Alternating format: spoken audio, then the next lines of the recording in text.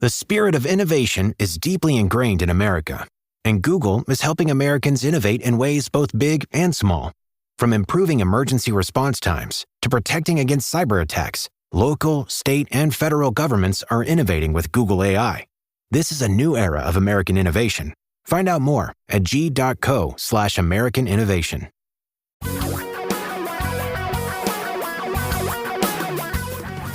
Reality radio for a really great future. We're talking real money. Welcome to Talking Real Money, and on this edition, we're doing something a little different. We're going to talk about a subject that is near and dear to many of us, and yet it's not something we discuss a lot because we generally don't consider your home as part of your investment portfolio. We consider that your place to live. But today we want to talk about homes and mortgages and owning versus renting and sticking together through thick and thin as long as the mortgage isn't too high. I don't know. But anyway, welcome to Talking Real Money. I'm Don McDonald. That's Tom Cock. And my job is to make people mad. That is my job. I've decided that's what I do. Tom, bad jokes. Me, making people mad. It's just my lot in life. And I'm going to make a lot of red-blooded Americans mad because I'm going to tell you something. Owning a home should not be the American dream, at least not all the time.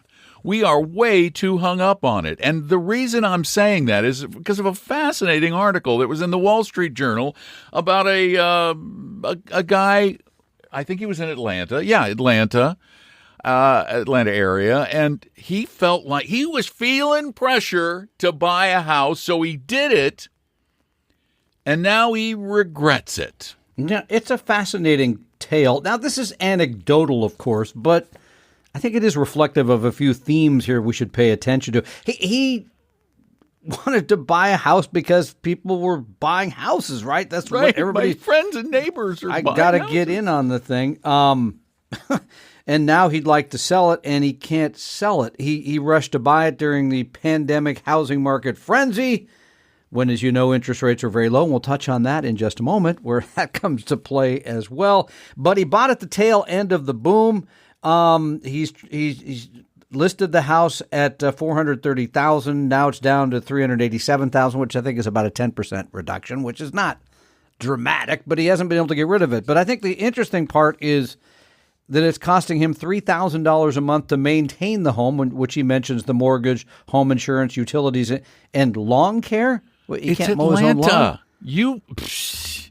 Have you ever lived in the South? No, I have not. Okay. For good reason. Yeah. If you've never lived in the Southeast, particularly, where we have this thing called, well, we have two things that are very annoying. One is called heat.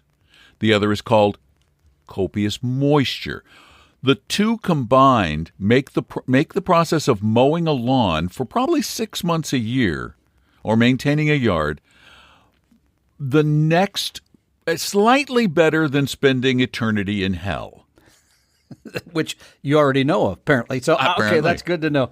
But he's spending about $3,000 a month. But he says, if I had just stuck with being a renter, I'd be paying $1,200 a month, which for the same 1,600 square feet of living space. And then he also said, there's all these other annoying expenses. He found out that his house somehow was not connected to the sewer system, so he's had to spend $13,000 to fix, which is something you want to do. I mean, the lawn thing, it's a good idea. You could probably let that go, but otherwise. And then the article goes on to talk about how people got into all these deals and had mortgages or have mortgages at 2.5 whatever percent, but they can't unload the property now because the market has softened up. It's a fascinating thing. Okay, hold on. Hold it right there. I am so tired of hearing that from homeowners. I can't sell my house. In fact, I even heard it from you at one point. I can't sell my house. Nobody's interested in buying my house. And what did I say to you? You said mention it on the air. On the air. No, I said lower the damn price. Oh, that was it. There wasn't mention of my house. There's always a price at which someone will buy. This is ludicrous. And in both cases, it worked. So if it's that onerous, if you're really suffering, to the tune of, in your case, it sounds like about $20,000 a year. Well, lower it another 20 grand. Because you can see that it's going to save you in a pretty short period of time. That's fair. Yeah. Yeah. And the other thing is that there is an illusion of wealth building in homes.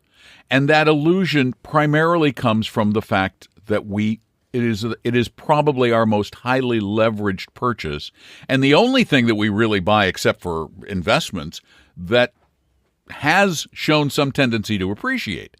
It's just not as much as we think. So the leverage multiplies the tiny little appreciation that most homes have experienced over more than 100 years, according to Schiller Case. Yeah, and here in the Northwest, which has been one of the best housing markets, certainly over the last 15, 16 years since the downturn in 08, 09, where prices have gone up dramatically. And remember, I bought in September of 07 or August of 07. Oh, and your other house. Straight down. Yeah. Yeah, the previous, that's what I'm talking about, and sold it a year ago. Remember, we ran the number.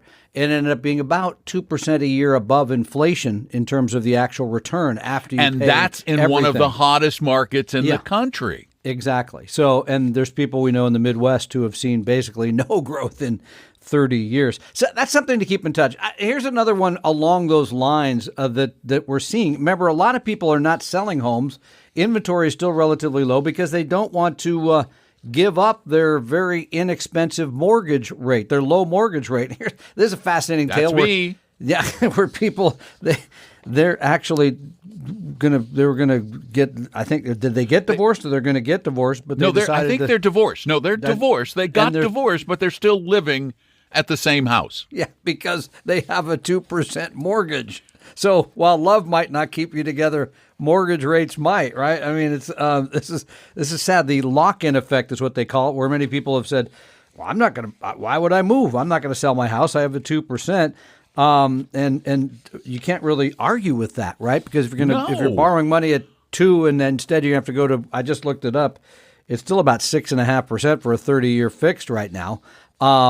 It doesn't make a whole lot of sense to do that, correct? And this is an argument. My wife is great. She goes, my brother's house is paid off. My so-and-so's house is paid off. Why don't we have the money. Why don't we pay off our house?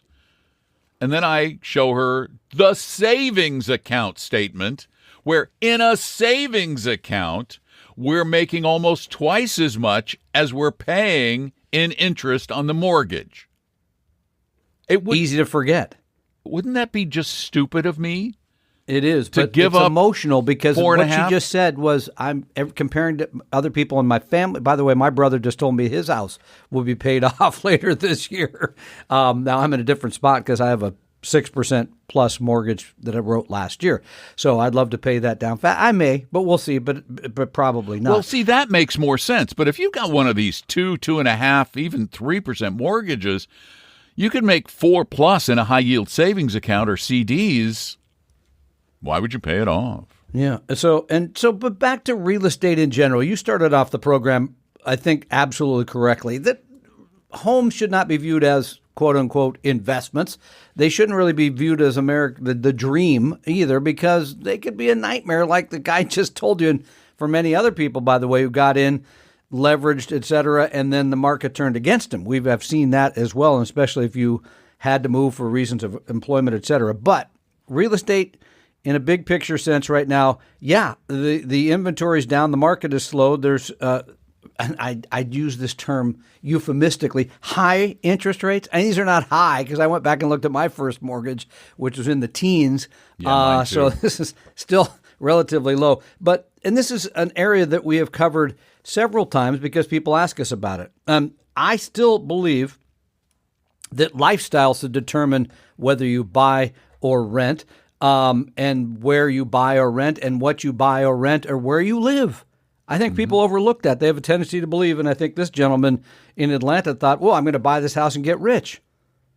Yeah, that's the fallacy. I mean, I own my house, truly, and like you do. I know you own your house for the lifestyle. Yep. I own my house because I could not have lived in a rental house. No landlord would let you is likely to let you live in a house for 28 years. You know, I wouldn't have had the stability of being in this house, and of course, the downside of the accumulation of crap that accumulates over 28 years that you can't seem to get rid of. But that was a lifestyle choice. It was not the financial choice. As a matter of fact, I know if I ran my numbers with all that I poured into this house in, of course, house-killing Florida, it is the state that kills houses faster than any other because of this weather. I've replaced, for the house, I'm on my third air conditioning setup. How many roofs? Second roof. Every bit of trim has been replaced because it rotted in the rain and the wet and the heat and the muck. What else have I replaced? So I'll be curious to see, because this is the part that people have a tendency to forget and overlook. Now, when you go sell your house, you need to add all those things up, right? Because it'll reduce your basis. Yeah, they add to your cost basis. Exactly. Yeah. Or pardon me, add to your basis. So I just did that, and that's where it helped me understand what I really made at the end of the day on owning a piece of real estate, a good piece of real estate for many, many years. So lifestyle should involve it. And by the way, there's somebody in our office that just bought a place. One of our advisors, Roxy, you may have heard of her. She bought a place. You may have heard of her. She kind of on the show once in a while. Perfectly. And she did it, I think, it's where she wanted to live. It's the right size. It's it wasn't about getting rich or reaching. We got somebody else in our office who's now recently married, who's going to have to buy, and she described what she's doing. That's the way people, I think, should buy a house. I wouldn't count on making a lot of money. And I guess the other thing is, Dom, because you've alluded to this, but I don't know if we've said it right out. I don't think in America you have to own a house to become wealthy. I don't think it's a requirement anymore. But I think that's what a lot of people believe. And I think that comes not even from our parents, but mainly from our parents' parents. It's sort of a leftover thing from the 50s when it was a boom time because of World War II. But it's just not likely to be again. And it hasn't proven to be over very long periods of time. And we like long sets of data.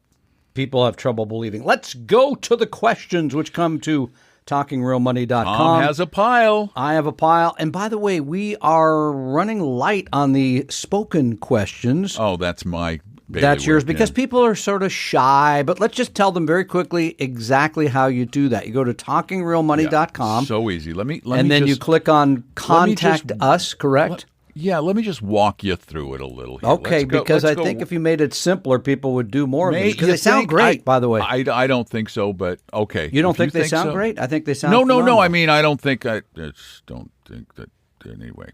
Let's see. So we go to TalkingRealMoney.com, and then you go down the page, and you'll see all these buttons that are right below the picture. The very first button says Contact Us. You click on that. Now, if you look at that, there's a place over on the right to type a question. And then there's an area on the lower left that says Ask Questions for the Podcast. And there is a button. And you click on that button, and it starts recording when you click that, allow them to use your microphone. They use your microphone on your computer. Which all of them have microphones now. Oh, okay. That's they easy. all have microphones, unless you have a really old one. And you can buy a cheap microphone, a cheap USB mic. The other way to do it is to go to this website on your phone. All the phones have incredible mics these days. Really great mics. So record your question there and then send it in. It's just that easy. It takes less time than typing it. Yeah, and this one, it comes from Matt in Houston, fairly lengthy. Hi, Don, Tom, and Roxy. I've been an avid listener for several years. Really appreciate your simple, practical advice. First time asking a question. My wife and I are in our mid-30s with high risk tolerance. While my 401k has extremely low expense ratios, its investment options are unfortunately very limited. Only index options are S&P 500, Extended Market, and Developed International. My 401k that's not bad. That's pretty doggone good. The problem with the extended market is it tends to be smaller companies, but not much value in it. But my 401k contains 80% of our retirement assets and currently allocated equally across all three funds. I think that's just fine. The remaining 20% are in Roth IRAs invested in AVGV, which I always small forget. cap AVGV. value. Small cap value. No, U.S. small cap value is AVUV. Oh, AVUV. Oh, yeah, So you're right. to make up for the lack of, what's your assessment of extended market index? Seems to lean toward mid-cap growth. Yep, I totally agree. Oh, AVGV is the all equity markets value. That's large and small I don't know. value. I see. So you're going to get more larger companies there too. Yeah, I which you would already probably. have a lot of. I might. Here's what I might do. I might take. Do they have international small cap value fund? They probably do. Yeah. So you could do half in AVUV, and then the other half of the 20%, which I love because that is in his Roth. You could put the other half in the Avantis International Small Cap Which is Value Fund. AVDV. AVDV, AVUV, AVDV, and then now you've got a good amount. You've added a little bit to the international, and you've also added a bit more to small cap value, both U.S. and international. So get rid of the G and go for the D and the U. There you go. That was easy. So, but you're doing great. I mean, this is fabulous that you're thinking about this in your mid-30s and you're saving, and it's Trust pretty me, doggone good portfolio. You're so far ahead of where Tom and I were at that age. Not even on the spectrum. Not so well even done. close. Let's see. We got time for a couple more. One more. A little more. Yeah, we got time. Two. You could do two. Okay, Reg from Soquel, California. Not SoCal, but Soquel. Soquel. Never heard of it. Okay. Recent callers have asked how they could avoid and reduce capital gains taxes on highly appreciated investments in order to diversify restructured. Don mentioned one way: to gift the assets to someone who will die soon. But he didn't give his Social Security number so I could make the transfer. No, kidding. Let me just give you that. That's He said you could gift the assets to someone who will die soon. It seems kind of harsh, and gift them back to you. The only other option offered was to donate the assets to charity. I'm curious why you didn't mention other methods like the charitable remainder trust. because it's more complicated. We were going for the easy stuff. Yeah, we were going you for the could do a low-hanging charitable fruit. remainder trust. You could do a charitable remainder Yep. trust. He says, for someone with significant assets, this might be a good option. I created one to divest a large holding in a single stock. It's worked out very well. Yes, there are costs and complexities. You need to be charitably inclined.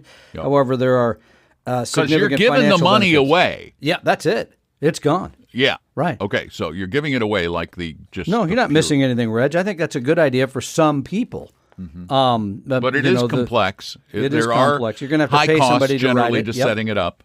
Yep. So there's nothing wrong with that in a general. Although sense. if you have enough money, a lot of charities will do it for you.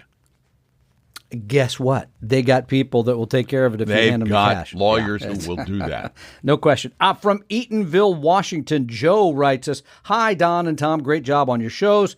Would it be better to hire an advisor who charges a flat fee over one that charges a percentage of assets under management?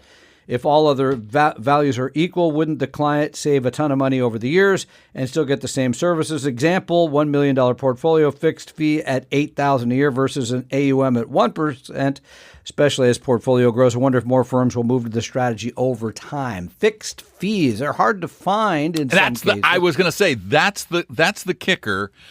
Flat fee advisors are few and far between, and that's alliterative. By the way, you could pay them that amount, and then the market goes down, so you end up paying them more than the 1% as well. That's a consideration. That is a possibility. Like, for example, you got $1 million portfolio, you're paying $8,000 flat fee. The market drops 50%. You're down to $500,000. Now you're paying more than I mean, again, there's some people that are doing this. Yeah, and there are some who are doing hourly, but there aren't very many of them.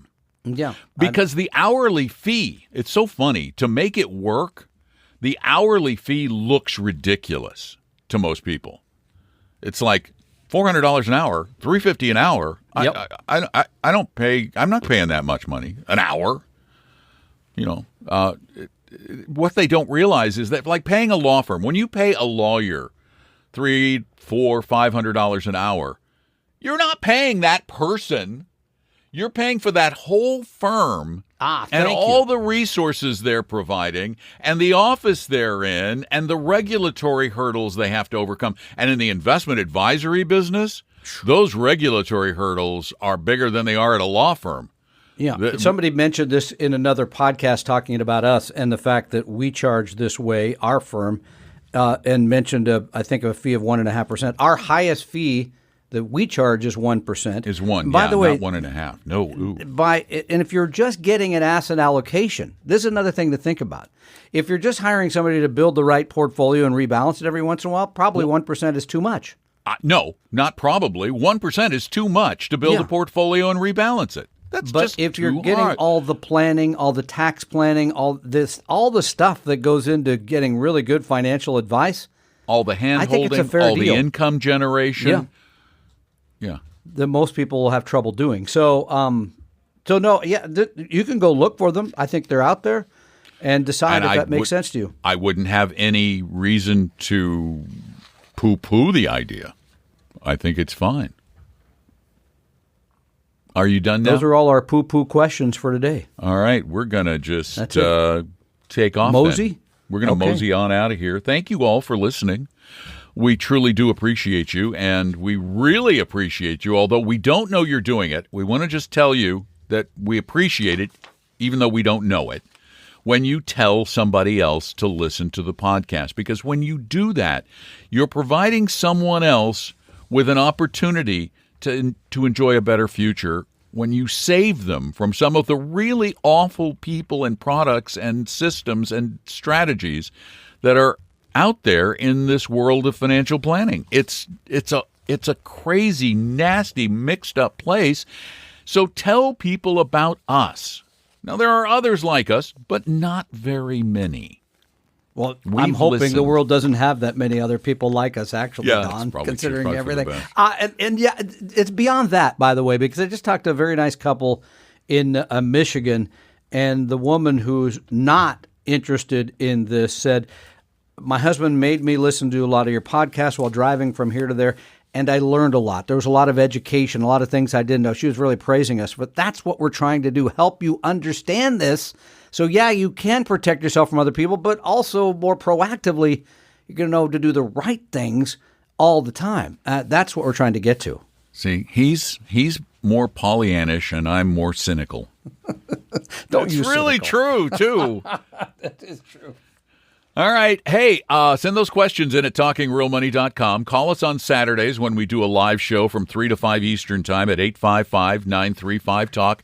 And if you want some one-on-one help, it's so easy to get. You go to talkingrealmoney.com, you click on Meet an Advisor, and then you will actually get some time with one of our Apello Wealth advisors, fiduciary advisors, for free, for nothing, with no obligation and no high-pressure sales pitch, promise. And until we meet again, remember, there is only one place, and that's here, where we are always talking real money. The opinions and views expressed on this podcast were current on the date recorded. Opinions, estimates, forecasts, and statements of financial market trends that are based on current market conditions constitute our judgment and are subject to change without notice, including any forward-looking estimates or statements which are based on certain expectations and assumptions. Although information and opinions given have been obtained from or based on sources believed to be reliable, no warranty or representation is made as to their correctness, completeness, or accuracy. Information presented on the podcast is not personalized investment advice from Apello Wealth. The views and strategies described may not be suitable for everyone. This podcast does not identify all the risks, direct or indirect, or other considerations which might be material to you when entering any financial transaction. Past performance does not guarantee future results, and profitable results cannot be guaranteed. We hope you realize that the information provided on Talking Real Money is for informational, educational, and hopefully enjoyable purposes only. The podcast is not trying to get you to buy or sell any financial products or securities. Instead, the program is provided as a public service by Apello Wealth, a fee-only registered investment advisor. Please see Apello Wealth's ADV Part 2A on our website for information regarding Apello's fees and services. Apello Capital, LLC, DBA Apello Wealth, is an investment advisory firm registered with the Securities and Exchange Commission. The firm only transacts business in the states where it is properly registered or excluded or exempt from registration requirements. Registration with the SEC or any state securities authority does not imply a certain level of skill or training. Apello does not provide tax or legal advice, and nothing either stated or implied here should be inferred as providing such advice. Thanks for listening, and please visit TalkingRealMoney.com for more information and important disclosure related to performance of any specific index or fund quoted in this podcast. And the lawyers get richer.